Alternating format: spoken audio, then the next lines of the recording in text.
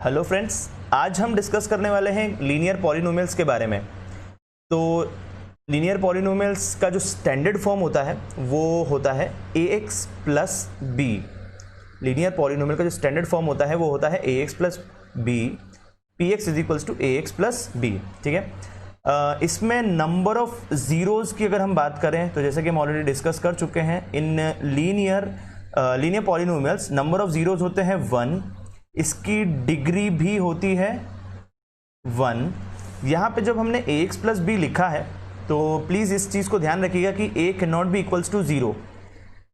b 0 हो सकता है but a can not be equals to 0।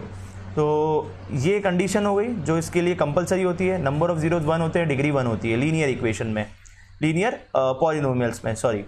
अब हम इसका ग्राफ अगर ऑब्जर्व करें, लीनियर पॉलिनोमियल्स का ग्राफ अगर ऑब्जर्व करें तो यहाँ पे हमारे पास में एक पॉलिनोमियल है px is equals to 2x plus 4 वाली, और दूसरी पॉलिनोमियल है हमारे पास में px is equals to x minus 1। तो अगर हम बात करें px is equals to x plus 4 की, तो ये जो px is equals to x plus 4 वाली पॉलिनोमियल है ये हमारी लीनियर पॉलिनोमियल है, और ये हमारे x एक्सिस को -2 पे कट करके पास हो रही है। तो ये इसका जीरोज हो गया, इसका जीरोज हो गया।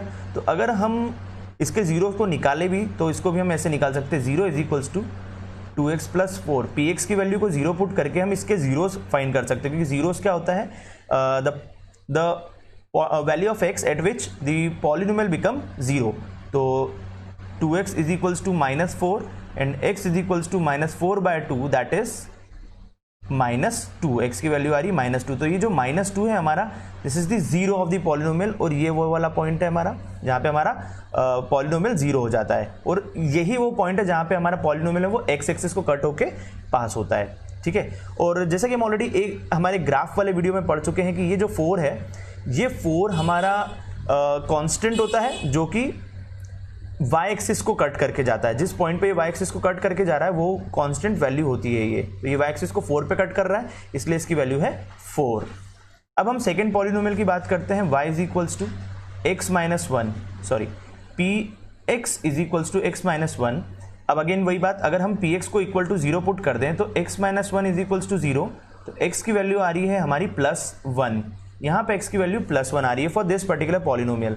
अगर हम इस ग्राफ को देखें तो यहाँ पे ये 1 होगा, ये 2 होगा, तो ये 1 से पास हो रहा है, मतलब हमारा इसका भी जो 0 है वो 1 है। और सिमिलरली यहाँ पे x माइनस 1, इसका मतलब ये y के किस पर्टिकुलर पॉइंट से पास हो रहा है, y के -1 से पास हो रहा है। इसका जो y इंटरसेप्ट है वो है -1। तो ये हो गई लीनियर इक्वेशन के ग्राफ की बातचीत। अब ये एक्चुअली लीनियर इक्वेशंस हैं और 2 लीनियर इक्वेशंस हैं, और इसके बारे में हम लीनियर इक्वेशन इन 2 वेरिएबल वाले चैप्टर में डिस्कस करेंगे कि कैसे ये पॉइंट जो होता है ये यूनिक पॉइंट होता है इनका, जहाँ पे ये इंटरसेक्ट करते हैं एक दूसरे को। तो ये हो गया इसका ग्राफ के बारे में डिस्कशन। अब सॉल्यूशन, तो कई टाइप के क्वेश्चंस इसके अंदर आते हैं जो हमको फाइंड आउट करने रहते हैं। जैसे सॉल्यूशन का मतलब होता है वैल्यू ऑफ x फाइंड करना। तो x की वैल्यू हम कैसे फाइंड कर सकते हैं, px is equals to 2x minus 3। तो let px is equals to 0। अगर px की वैल्यू 0 है तो 2x माइनस 3 विल बी 0। तो यहाँ से 2x इज इक्वल्स टू 3, तो x की वैल्यू आपकी हो जाती है 3/2। तो this is called the solution, this is called the solution of this polynomial.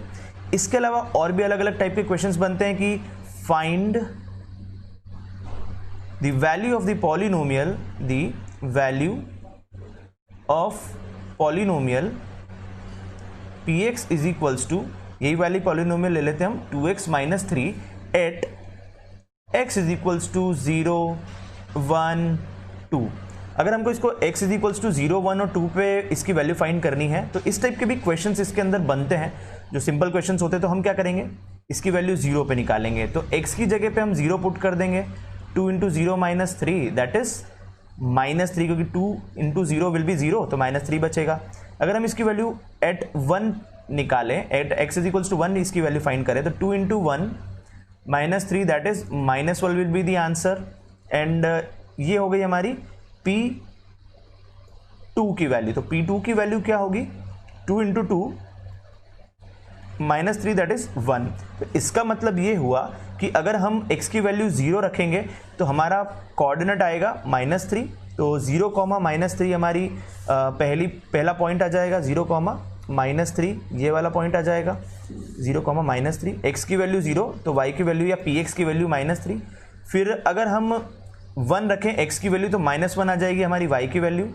तो 1 क्या रख रहे हैं हम, 1, -1। तो ये 1, -1 हमारा यहाँ पे कहीं पे लाई करेगा, इस पॉइंट पे लाई करेगा 1, -1। अब जब हम x की वैल्यू 2 ले रहे हैं तो y की वैल्यू 1 आ रही है। x की वैल्यू जब हम 2 ले रहे हैं तो y की वैल्यू की x की वैल्यू अगर हम 2 ले रहे हैं तो y की वैल्यू 1 आ रही है। तो एट दिस पॉइंट ये पास होगा इस पॉइंट से। तो इन तीनों को ज्वाइन करने वाली जो लाइन है हमारी वो होगी ये वाली लाइन।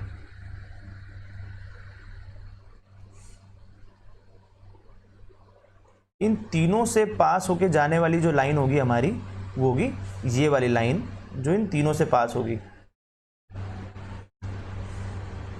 इसका कलर चेंज कर देते हैं फॉर द बेटर अंडरस्टैंडिंग। तो ये वाली लाइन होगी। तो ये लाइन हमारी कौन सी है, ये हमारी लाइन है 2x - 3, px = 2x - 3 वाली। तो इस तरह से हम प्लॉट करते हैं हमारी लाइंस को, ठीक है। और ये हमारे पॉइंट्स निकल गए, पॉलिनोमियल की वैल्यू निकल गई at these particular points. In points पे हमारे पॉलिनोमियल की वैल्यू निकल गई। तो इस टाइप से कुछ क्वेश्चंस बनते हैं। कभी इसको हमें प्लॉट करने के लिए भी आ सकता है, मतलब हमें बोला जा सकता है कि लीनियर इक्वेशन को प्लॉट करो, तो in this way you can plot the linear equations on the graph. तो that's all for this video.